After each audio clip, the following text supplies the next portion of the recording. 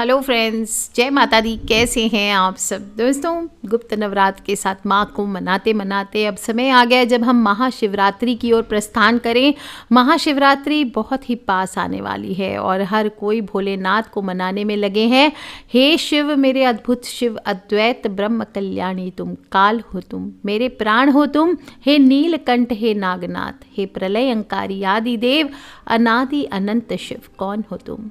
You रग रग में बसने वाले, तू मुझ में शिव, मैं तुझ में शिव। जय जय जय शिव, हर हर हर शिव, तू मुझ में शिव, मैं तुझ में शिव। दोस्तों, शिव देवों के देव महादेव हैं, इसलिए देवता, दैत्य, भूत, मनुष्य, नाग, किन्नर, गंधर्व, पशु पक्षी और समस्त वनस्पति जगत के भी स्वामी हैं, कल्याणकारी हैं शिव। और शिव की आराधना से ही संपूर्ण सृष्टि में अनुशासन हो, समन्वय हो और प्रेम भक्ति का संचार होता है। शिव, मैं आपकी अनंत शक्ति को भला क्या समझ सकता हूँ। अतः हे शिव, आप जिस रूप में भी हो उस रूप में आपको मेरा प्रणाम है। बोलिए भोलेनाथ की जय, हर हर महादेव की जय।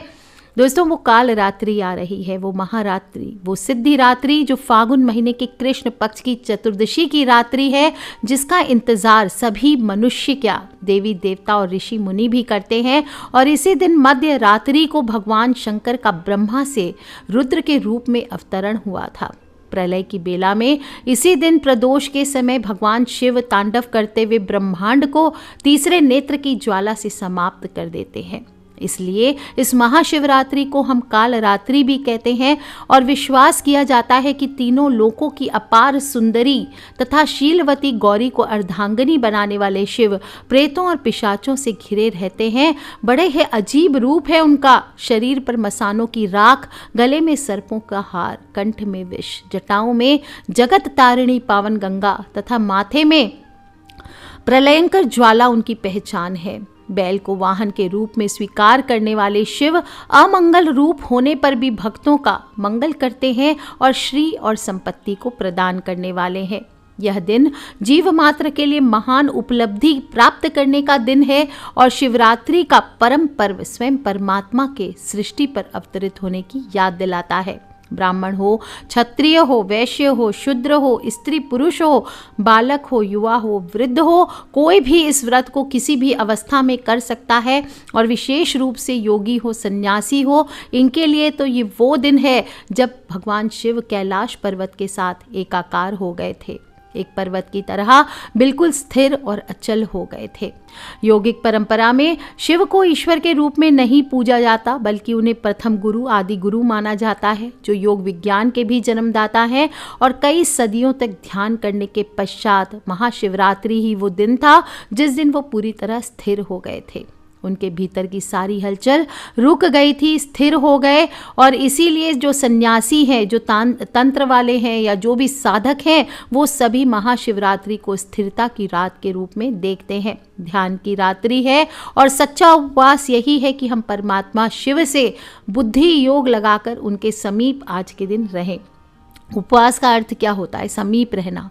जागरण का सच्चा अर्थ क्या होता है? काम, क्रोध आदि जो 5 विकार है हमारे, इसके वशीभूत होकर अज्ञान रूपी कुंभकर्ण की जो निद्रा में सो जाता है मनुष्य, इससे स्वयं को बचा कर रखना। और शिवरात्रि की रात वो रात्रि है जब इन्हीं चीज़ों से आपको मुक्ति पाकर शिव से एकाकार होना है। पौराणिक कथा ऐसी भी आती है कि एक बार पार्वती जी ने भगवान शिव शंकर से पूछा, ऐसे कौन सा श्रेष्ठ तथा सरल व्रत और पूजन है जिससे मृत्यु लोक के सभी प्राणी आपकी कृपा को सहज ही प्राप्त कर लेते हैं। तब शिव जी ने माता पार्वती को बताया, शिवरात्रि के व्रत का उपाय। जो व्यक्ति महाशिवरात्रि के व्रत पर भगवान शिव की भक्ति, दर्शन, व्रत, पूजा नहीं रखता, वह सांसारिक माया मोह के बंधन में हजारों वर्ष तक उलझा रहता है। और शिवरात्रि के व्रत के बारे में पुराणों में कहा गया है कि इसका फल कभी किसी हालत में निरर्थक नहीं होता।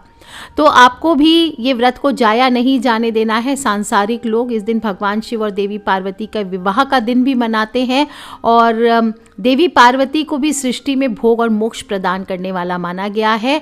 तो एक तरफ जहाँ मोक्ष की रात्रि है, मुक्ति की रात्रि है, वहीं भोग की भी रात्रि है। और जो लोग भी सांसारिक चीज़ों की उपलब्धि करना चाहते हैं, उन्हें भी इस दिन विशेष रूप से छोटे छोटे उपाय करते रहने चाहिए। अब ध्यान पूजा कब और कैसे करें, ये प्रश्न आता है। तो एक श्लोक में इसका जवाब दिया गया है शास्त्रों में। फागुन कृष्ण चतुर्दश्याम आदि देवो महानिशि शिवलिंग तयो अद्भुतः कोटि सूर्य समप्रभ तत्काल व्यापिनी ग्रहाया शिवरात्रि व्रते तिथि। यानी फागुन कृष्ण चतुर्दशी को मध्य रात्रि में आदिदेव भगवान शिवलिंग रूप में अमित प्रभा के साथ उद्भत हुए थे। अतः अर्धरात्रि में युक्त चतुर्दशी ही शिव जी के व्रत में घाय है। इसलिए धर्म सिंधु और निर्णय सिंधु मत के अनुसार सभी को निशित व्यापनी फागुन कृष्ण चतुर्दशी के दिन महाशिवरात्रि का व्रत रखना चाहिए और 4 प्रहर की जो रात्रि का पूजन होता है वो करना चाहिए। महाशिवरात्रि में किसी भी प्रहर में अगर आप भोले बाबा की आराधना कर लेते हैं तो माँ पार्वती और भोलेनाथ दिल खोलकर अपने भक्तों की मनोकामनाएं पूर्ण करते हैं। 4 प्रहर की पूजा होती है, वो कैसे करना है ये ध्यान कर लें।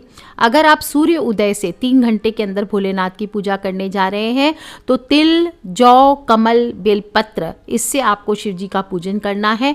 और सूर्य उदय के 3 घंटे के बाद अगर आप पूजा करने जा रहे हैं तो बिजोरे का फल, नींबू, खीर के साथ भगवान भोलेनाथ की पूजा करें। भोलेनाथ को भांग और धतूरा भी चढ़ा सकते हैं। और सूर्य उदय के 6 घंटे के बाद से 9 घंटे बाद तक अगर आप पूजा करते हैं तो तिल, मालपुआ, अनार और कपूर से भोलेनाथ का पूजन करना चाहिए। जो लोग भी सूर्य उदय के 9 घंटे के बाद पूजा करते हैं तो उड़द, जौ, मूंग, बेलपत्र, शंख पुष्पी इससे भोलेनाथ की पूजा की जाती है। और अगर आपके लिए प्रहर के अनुसार सामग्री जुटाना कठिन है तो कोई बात नहीं है, भोलेनाथ को सिर्फ गंगा जल से स्नान करवाकर आप बेलपत्र, भांग, धतूरा आदि जो भी आपके पास उपलब्धि है उससे भी आप पूजन करते हैं और 108 बार शिवजी के पंचाक्षरी मंत्र नमः शिवाय का जप करते हैं तो इससे भी भोलेनाथ आप पर प्रसन्न होते हैं। बस आपकी भक्ति सच्ची होनी चाहिए। अलग अलग चारों प्रहर में अलग अलग विधि से पूजा का प्रावधान आता है, वो मैं डिटेल में दूसरे वीडियो में बताऊंगी आपको। और महाशिवरात्रि के दिन आपको क्या करना चाहिए, सुबह जल्दी उठे, स्नान नित्य कर्म से निवृत्त होकर के इस दिन आपको ललाट पर भस्म का त्रिपुंड तिलक लगाना चाहिए। गले में रुद्राक्ष की माला धारण करें, शिवालय जाएं। जो भी वस्त्र पहनेंगे काले वस्त्र आपको नहीं पहनने हैं, हल्के रंग के वस्त्र पहने, ये बात का ध्यान रखें। और शिवलिंग का विधि पूर्वक पूजन और भगवान शिव को प्रणाम करना चाहिए। तत्पश्चात श्रद्धा पूर्वक महाशिवरात्रि व्रत का संकल्प करें। महाशिवरात्रि के प्रथम प्रहर में संकल्प करके दूध से स्नान और ओम ह्रीं ईशानाय नमः इस मंत्र का आपको जप करना चाहिए। द्वितीय पहर में दही से स्नान होता है जिसे दधी स्नान कहते हैं। फिर तृतीय पहर में जो भी स्नान कराएंगे वो घी से स्नान कराएं और ओम ह्रीं वाम देवाय नमः इस मंत्र का आपको जप करना है। और चतुर्थ प्रहर में मधु से स्नान कराया जाता है, ओम ह्रीं सद्यो जाताय नमः। इस प्रकार से चारों प्रहर में आपको स्नान कराना चाहिए। और या निशाम सर्वभूतानां तस्या जागृति संयमी यस्याम जागृति भूतानि सा निशा पश्चतो सुने। गीता जी में कहा गया है कि विषयों से युक्त सांसारिक लोगों की जो रात्रि है इसमें संयमी लोग ही जागृत अवस्था में रहते हैं। और जहाँ शिव पूजा का अर्थ पुष्प, चंदन एवं बेलपत्र, धतूरा, भांग आदि है, शिव जी का जप करते हुए एकाकार होना ही शिव जी की पूजा है। तो महान रात्रि है, इस रात्रि में शिव से एकाकार होना चाहिए। सभी को रात्रि जागरण करना चाहिए। अपनी रीढ़ की हड्डी को सीधी रखते हुए आपको शिव से एकाकार होने का प्रयत्न करना चाहिए। इससे भगवान आशुतोष अति प्रसन्न होते हैं। और जितना ज़्यादा हो सके ओम नमः शिवाय का जप करें, देवादिदेव महादेव का ध्यान करें। और इस दिन कुछ बातों का ध्यान भी रखना चाहिए। पूजा के लिए आप प्रदोष काल का समय चूज़ करें या फिर सुबह सुबह का समय सबसे अच्छा रहता है। शिव जी की कृपा चाहिए तो आप चाहे शाम को भी पूजन कर रहे हैं पर आपको सुबह बिस्तर जल्दी छोड़ देना चाहिए। जल्दी उठें, स्नान आदि कार्य करके शिव जी की पूजा करें। सुबह भी पूजन करें, शाम को दोबारा करना चाहिए। दिन में सोए नहीं, ऐसा नहीं कि सुबह जल्दी उठ गए दोपहर को आराम कर लिया फिर शाम को, ऐसे नहीं। आपको आलस्य बढ़ता है। जल्दी उठ करके सुबह सुबह मन शांत रहता है, पूजा में एकाग्रता बैठती है तो सुबह की पूजा काम करती है। और जो भी स्नान आदि करके, मैंने पहले भी बताया, जो वस्त्र पहनेंगे काले रंग के वस्त्र ना पहने। जो भी तांत्रिक आदि हैं वो पहनना चाहते हो रात्रि पूजन में वो पहन सकते हैं। इसके अलावा किसी को जो गृहस्थ हैं, सांसारिक लोग हैं, उन्हें काले रंग नहीं पहनना चाहिए।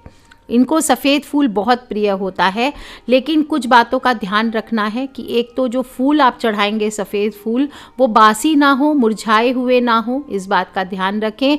और केतकी का फूल हालांकि सफ़ेद होता है फिर भी उनको नहीं चढ़ाया जाता, इस बात का ध्यान रखें। शिव जी को जल जब चढ़ाएंगे, सभी देवी देवता में क्या कहते हैं, दक्षिणावर्ती शंख से अभिषेक कीजिए, दक्षिणावर्ती शंख से अभिषेक कीजिए। पर भोलेनाथ की पूजा शंख से नहीं की जाती है, उनको शंख से जल अर्पित नहीं करना चाहिए। कई जगह मैंने देखा है वो रुद्राभिषेक भी करते हैं तो शिव जी को शंख से करते हैं, ये बिल्कुल गलत तरीका है। शिव जी की पूजा में शंख का उपयोग नहीं किया जाता है और ना ही उनको तिल चढ़ाया जाता है। किसी भी प्रकार के सफ़ेद तिल उनकी पूजा में उपयोग नहीं किए जाते। बहुत सारे लोग कहते हैं कि मैम आप एक तरफ तिल मना करते हो, तो आपको बता दूं सफ़ेद तिलों का उपयोग ना करें। काले तिल पाप नाश के लिए, दुर्भाग्य के लिए, तंत्र काट के लिए यूज़ होता है। इसके अलावा काले तिल भी सब चीज़ों में यूज़ नहीं किया जाता, इसलिए आम आदमी बिना पर्पज़ के काले तिल ना चढ़ाएं। लेकिन आप किसी प्रकार का किया धरा नाश चाहते हैं, कोई पाप आपसे हुआ है जाने अनजाने, उसके पाप नाश के लिए या किसी भी प्रकार की तंत्र बाधा आदि के लिए आप करना चाहते हैं तो आप काले तिल चढ़ा सकते हैं, अन्यथा वर्जित बताया गया है। और ऐसा भी मानते हैं कि तिल भगवान विष्णु के मैल से उत्पन्न हुआ है, इसलिए शिव जी को नहीं चढ़ता। बाकी भगवान शिव जी की पूजा में चावल अर्पित करने चाहिए आपको। तो चावल भी ये ध्यान रखना चाहिए कि साबुत चावल हो, जिन्हें हम अक्षत कहते हैं। टूटे हुए चावल भूल से भी नहीं चढ़ाना चाहिए। कुछ लोग नारियल के जल से अभिषेक करते हैं, आपको नहीं चढ़ाना चाहिए भोलेनाथ पर। ये प्रजनन का प्रतीक होता है, बलि का प्रतीक होता है, जो कि शिव जी को एक्सेप्टेड नहीं है, इसलिए नहीं चढ़ाएं। इसी प्रकार से हल्दी और कुमकुम को भी स्त्री तत्व माना गया है, तो आप माता पार्वती पर आप चढ़ा सकते हैं। उनके जो जलेरी होती है, जलधारी होती है, उस पर आप हल्दी और कुमकुम चढ़ा सकते हैं। लेकिन शिवलिंग जो है उस पर आपको हल्दी कुमकुम नहीं चढ़ाना चाहिए। अब जो भी बेलपत्र अवश्य चढ़ाना चाहिए। मैं हर वीडियो में बताती हूँ, बेलपत्र आपको 3 पत्तों वाला बेलपत्र, 2 वाला बिल्कुल नहीं चढ़ाया जाता। 3 वाला बेलपत्र आपको चढ़ाना चाहिए, वो भी कहीं से कटा फटा नहीं होना चाहिए। खंडित बेलपत्र नहीं चढ़ाया जाता है। जिन लोगों को बेलपत्र उपलब्ध नहीं होते हैं वो चांदी के बेलपत्र ले सकते हैं। 1.25 लाख मंत्रों से सिद्धि करके आप चांदी के बेलपत्र वो आप रख लीजिए। हर वर्ष आप उसी को चढ़ा के वापस उसे तिजोरी में स्थापित करके रखिए, या शिवलिंग है आपके ऊपर तो शिवलिंग पर चढ़ा के रखें। इस तरह से बेलपत्र को आपको अर्पित करना चाहिए। जो भी बेलपत्र होगा, ऐसा नहीं कि पेड़ से सीधा तोड़ा और अर्पित कर दिया, आपको पहले उसको जल से धोना चाहिए। इसके बाद ही हो सके तो उसे पोंछकर राम राम लिखें या ओम लिखें, इसके बाद अर्पित करें। और नहीं तो आप ऐसे भी डायरेक्ट अर्पित कर सकते हैं। जब भी बेलपत्र अर्पित करेंगे ध्यान रखें, बेलपत्र का जो चिकना भाग होता है वो शिवलिंग की ओर होना चाहिए, यानी बेलपत्र को हमेशा उल्टा करके उनको चढ़ाया जाता है। सीधा बेलपत्र आपको नहीं अर्पित करना चाहिए। कोई भी बुजुर्ग हो, ये तो आप करेंगे पूजा पाठ का काम, लेकिन साथ ही साथ आपको ये भी ध्यान रखना चाहिए आपका व्यवहार कैसा है। इस दिन किसी भी बुजुर्ग व्यक्ति हो, गुरु हो, भाई बहन हो, आपस में जीवन साथी हो, माता पिता हो, मित्र हो, ज्ञानी लोग हो, इनका अपमान करने की गलती नहीं करना चाहिए। लेकिन शिवरात्रि पर इस बात का ये बिल्कुल ध्यान रखना है कि कोई भी क्रोध में किसी को अपशब्द आप ना बोलें। विशेष रूप से अगर आप फास्टिंग आदि कर रहे हैं तो आपको अपने व्यवहार का हो सके तो ज़्यादा से ज़्यादा मौन रह करके ओम नमः शिवाय का जप करें, क्योंकि भोलेनाथ कभी भी ऐसे लोगों से सुखी नहीं होते हैं जो दूसरों का अपमान करते हैं। और किसी के प्रति आप मंदिर आदि जाएंगे, कई जगहों पर ऐसा होता है, मंदिर में बैठे हैं कुछ लड़के हैं, वो लड़कियां पूजा करने आ रही है, गलत विचारधारा लाते हैं उनके लिए मन में या गलत भाव रखते हैं। कोई भी इस प्रकार से गलत भावनाएं किसी के भी प्रति मंदिर आदि जाते हैं तो आपको नहीं रखना चाहिए। ये बात का ध्यान रखना है, सभी को भगवान के वंश और बच्चे समझकर आपस में एकजुट होकर के अच्छी भावना रखते हुए भगवान की पूजा करनी चाहिए।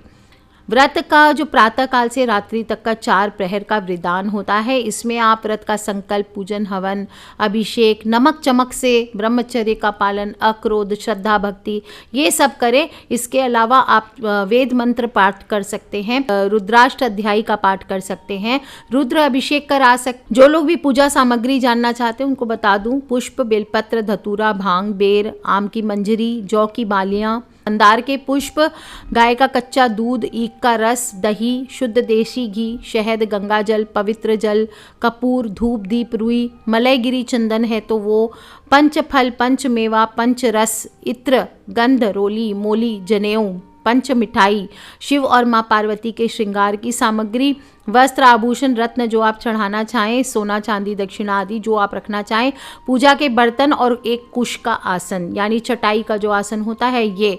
और पूरी पूजा आपको मंत्र क्या बोलना है, ओम नमः शिवाय, ओम नमः शिवाय, ओम नमः शिवाय, ओम नमः शिवाय। और जो लोग भी बेलपत्र चढ़ाएंगे तो बेलपत्र चढ़ाने का विशेष मंत्र होता है, आप वो बोल सकते हैं।